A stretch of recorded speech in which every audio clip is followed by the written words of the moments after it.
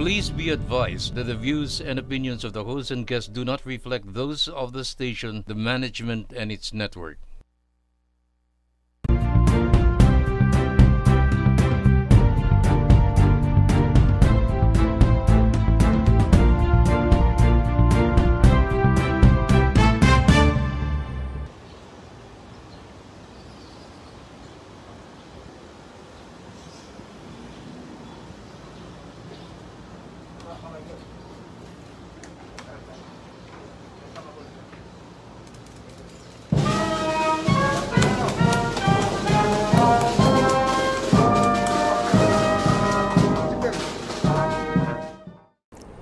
Magandang araw po mga kabarangay at welcome sa isang napakaganda at nakaka-proud na episode sa Barangay Tayo.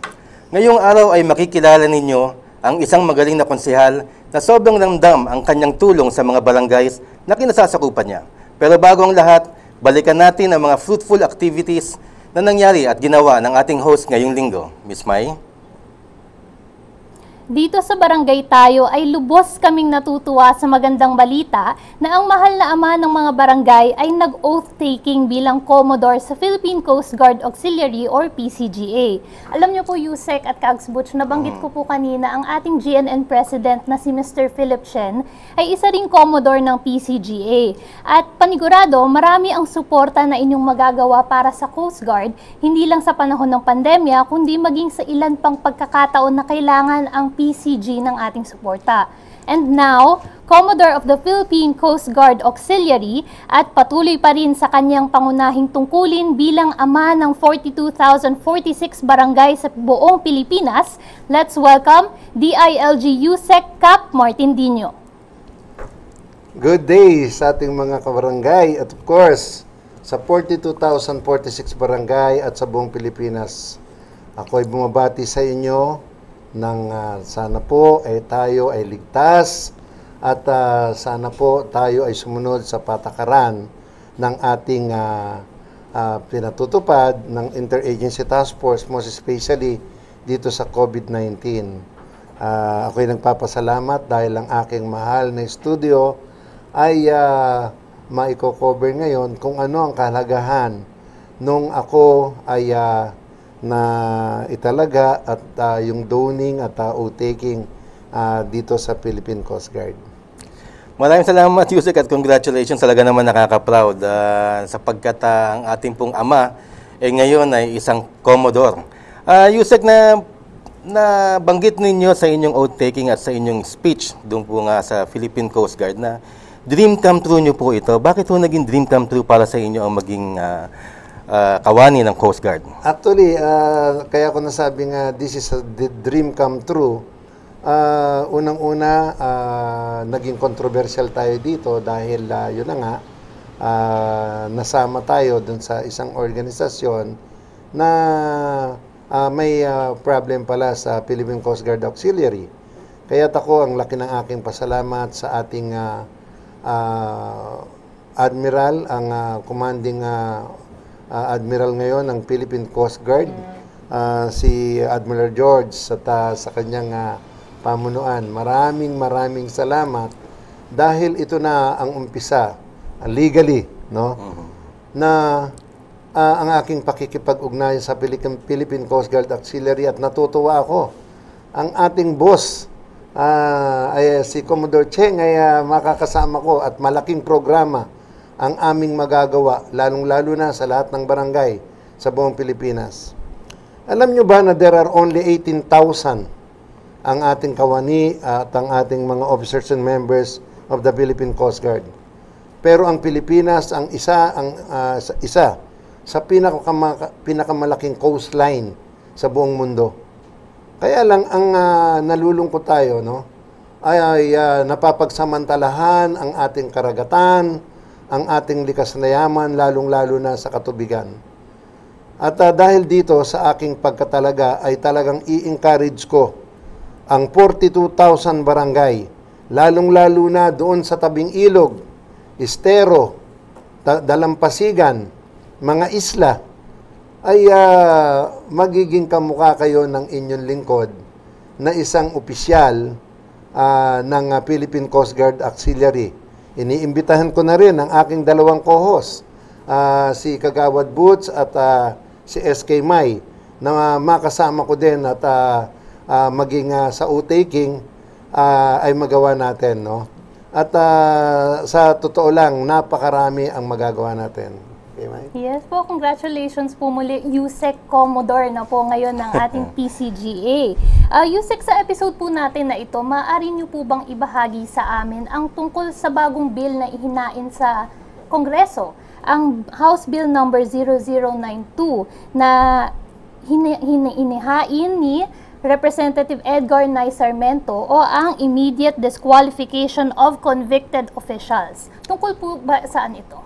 Actually, maganda yan, ano? Dahil nagkausap ko mismo si Congressman Sarmiento. Nalulungkot tayo, no? Dahil sa ngayon, hindi ko maintindihan kung ano itong patakaran ng COMELEC. Samantalang meron ng finality, ibig sabihin, meron ng mga desisyon ang ating ombudsman, ang ating korte. Bakit nabibigyan pa ng pagkakataon na kumandidato yung mga convicted na? At pag nanalo, uupo pa sila. Sasampulan ko kayo. Isang barangay captain dito sa Caloocan.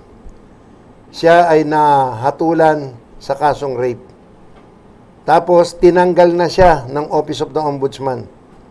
Nung nagkandidato, nag-file, nanalo, naupo pa ngayon at ginagastos pa ang pera ng gobyerno. Marami yan. Magmula doon sa gobernador, magmula sa mga lahat ng mga pwesto sa gobyerno na meron ng conviction. Dapat yan, pagka meron ka ng conviction, hindi ka na pwedeng tumakbo. Kayong COMELEC, agad-agad, disqualify nyo na. Hindi ba may nakalagay doon? May tanong? Kung if you ever been na-filean ka ng kaso, eto hindi lang, convicted ka na. Hindi ko malaman kung anong batas ang pinaiiral nitong COMELEC at tinatanggap pa nila yung mga nagkandidato nang meron ng conviction. Bakit? Anong dahilan? Yan ang malaking question sa COMELEC. At saka ito, gagawa-gawa kayo ng form. Tapos ang nakalagay doon na pagka naglagay kayo ng hindi totoo, dapat disqualify kayo. Ito, maraming SK. Ang tumakbo ng overage, nanalo, pinaupo nyo, ginastos ang pera ng gobyerno. Tapos hanggang ngayon, hindi andyan pa rin. Dapat yung mga yan, niloko nila ang gobyerno. Dapat yan, parusahan. Malversation of public fund dahil ginastos nila ang pera ng gobyerno, samantalang hindi sila dapat maupo dahil convicted na sila. Ano ba yan? Ano pa bang dapat natin gawin? Ibig sabihin, gumawa ka na ng kasalanan, na hatulan ka na ng korte, pwede ka pang maupo? Anong morality ang meron na sa mga ganyan tao? Dahil dito sa ginagawa ng COMELEC na to. Sa totoo lang, nakakahiya biro mo, ang tumalo sa'yo, convicted sa korte. Tapos, pinabayaan lang ng COMELEC, ang tagal-tagal pang kumilos. Sino-sino yan?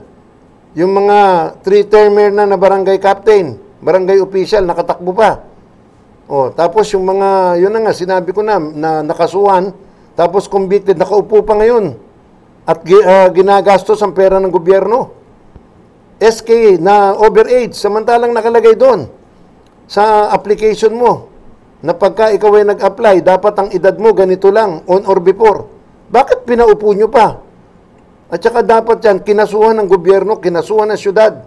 Dahil ginagastos niyang SK na yan, yung pera ng gobyerno, samantalang hindi naman pala siya dapat gumastos dahil disqualified siya. At unang-una, alam na alam ninyo na disqualified na kayo, nagtumakbo pa kayo, pinalusot naman kayo nitong COMELEC. Once and for all, tanong natin sa COMELEC, ano ba talaga? Hindi ba? Niloloko natin ang taong bayan, niloloko nyo gobyerno. Hindi pala dapat maupo, pinaupo ninyo. Pagkatapos sasabihin nyo, let the court decide. Samantalang meron kayong rules and regulation. Kalagay ko maling-mali yan, no? Okay, kaya ako suportado 101% ang aking suporta dyan sa House Bill ng ating kaibigan na si Congressman Sarmiento. 101%. At actually may pinag-uusapan kami ngayon ni Congressman Sarmiento. I hope na matuloy. Magpapatawag ng congressional hearing para dito sa ginawa ng COA na rules na since 2012. Just a simple certification ng barangay treasurer, simple certification ng barangay captain. The treasurer can withdraw all the money in the bank without any supporting document. Pagkatapos, liquidation to follow. Yan, liquidation na yan. Diyos ko, 13 taon akong kapitan. Hahanap lang ng resibo si treasurer. At with the blessing of the barangay captain. Kukuha yan ng mga kontraktor. Pupuntahan ng mga kagawad isa-isa, papipirmahin ng 10 project na supposed to be, yung project na yan ay pinipirmahan during the meeting. Yung barangay council resolution. Kaya nga meron tayong check and balance eh. Kaya hindi pwedeng gawin ni Kapitan lahat ng kapritsyo niya dahil may nagbabantay sa kanya ng mga kagawad. Ngayon hindi na. Magkasabwat na ang Kapitan at kagawad sa paglustay ng pera ng barangay. Nagkakamali kayo dahil pag-upo namin ni Secretary Anyo, ito na ang aming naging panuntunan, bantay korupsyon sa DILG. Kaya bago magtapos itong pag-upo ng ating presidente, definitely, kailangan mabago na yan, mabalik sa dati. Dahil nung barangay captain ako, bago makapag-withdraw ang aming barangay treasurer, meron munang lahat ng dokumento. Pagka ito ay project, dadaan ka sa bidding, dadaan ka sa design, lahat ng mga tinatadhana na requirements ng City Hall. Meron pa kami tinatawag na fiscal control. Lahat yan, bago ka makapag-project. At pagka habang ginagawa na yung project, meron pa yung mga report kung ano na ang natapos ng project. Ngayon, kahit walang mga ganyang papeles na ilalabas ang pera. O aber, hawak-hawak ni Kapitan at saka ni Treasurer ang pera. Ayan na. Overpricing. Ghost delivery. Ghost employee. Ghost project. Di ba? Ayan ang nangyayari ngayon sa barangay at it is high time para sa lahat ng nanonood ngayon dito sa ating programa. Panahon na para isumbong nyo yung inyong mga barangay. Dahil pera ng taong bayan yan, pera ng barangayan. Hindi pera ni Kapitan at pera ni Kagawad. At kabahagi sila, kakabahagi yung treasurer. Tandaan nyo, yung pera na yan ay pinagkatiwala lang sa kanila. Hindi para lustayin nila yan. Kaya kung meron kayong alam na merong mga barangay official o merong mga kapitan at treasurer na ganito ang ginagawa, ipagbigay alam nyo sa inyong mga DILG office o kaya dito sa aming programa. At umasa kayo na agad-agad ay aaksyonan namin yung mga inyong dami yan. Ang daming may disallowance. Kaya nga ako, i-recommenda ko din sa DILG, meron kaming tinatawag na Seal of Good Governance.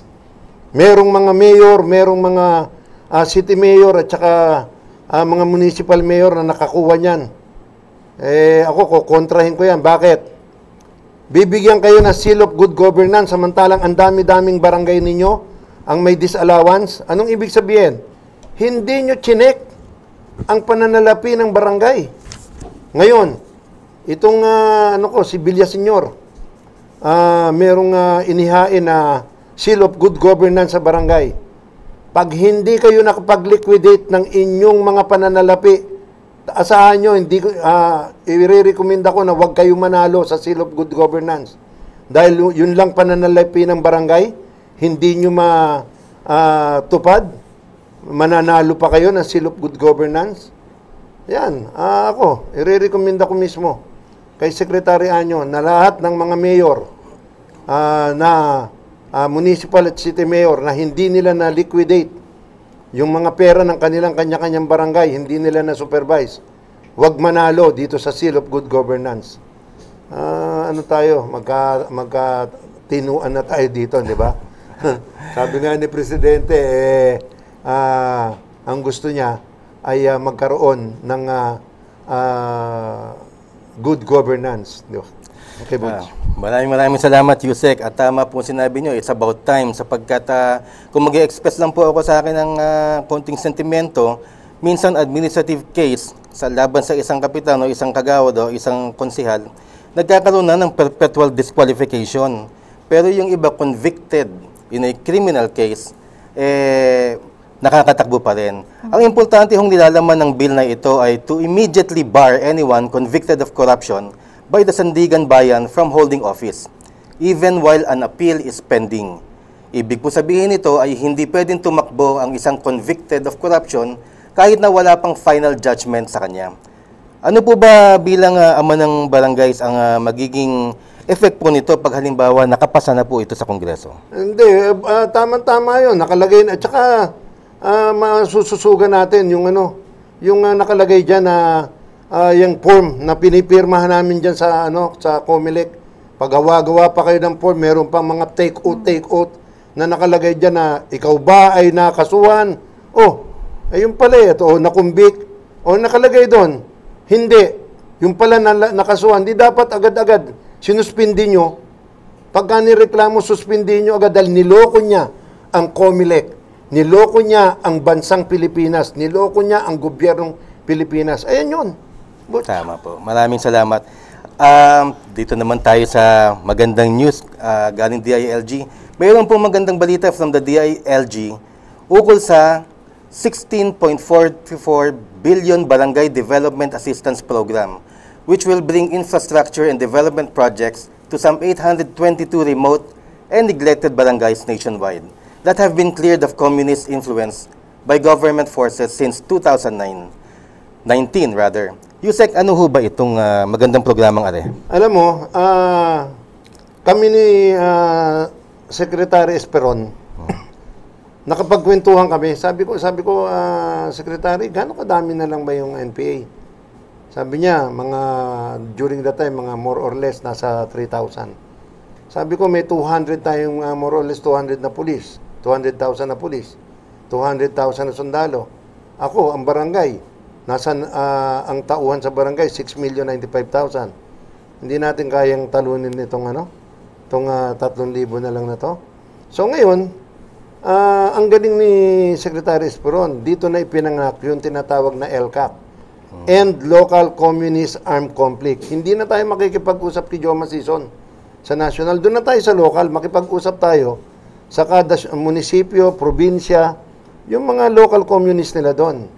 At dito, na-identify natin, there are more than 822. Madadagdagan pa yan. Ano to? Ito po yung mga barangay na hindi nagkaroon ng pagkakataon na magkaroon ng mga development program. Patubig, pailaw, karsada, eskwelahan, health center, dahil nga influence sila ng NPA. Ngayon, ang ginawa natin, naglaan ng 6 billion plus para tong mga barangay na to, bibigyan natin ng 20 million each. Kasi for the past 53 years, wala silang natamo na ayuda dito sa pamahalaang nasyonal.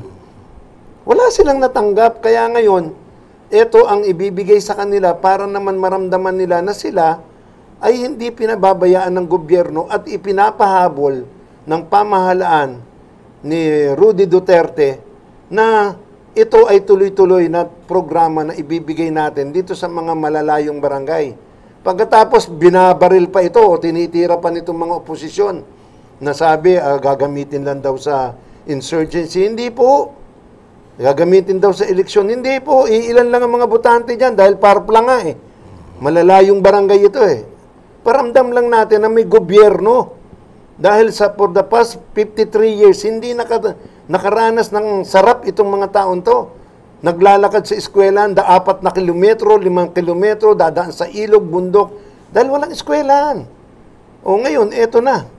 Ang gagawin ng gobyerno at itong taon na to, there are 822 at madadagdagan pa yan.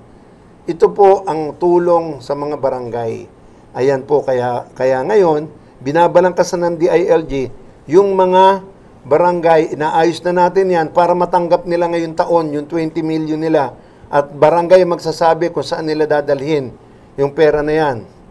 Karsada, papunta sa kanilang lugar, health center, barangay hall, pailaw, patubig, nasa kanila. At para sila mismo magde-decide kung anong gagawin sa pondo na yan. Okay? Okay po, maraming salamat po, Yusek, sa mga magagandang programang napag-usapan ngayong araw. Susunod po ay ang ating complaint section kung saan sasagutin at papayuhan ng ating host ang mga legitimate complainants para maisaayos anumang problemang pinagdadaanan ng kanilang barangay. Susunod po yan, dito lang, sa Barangay Tayo.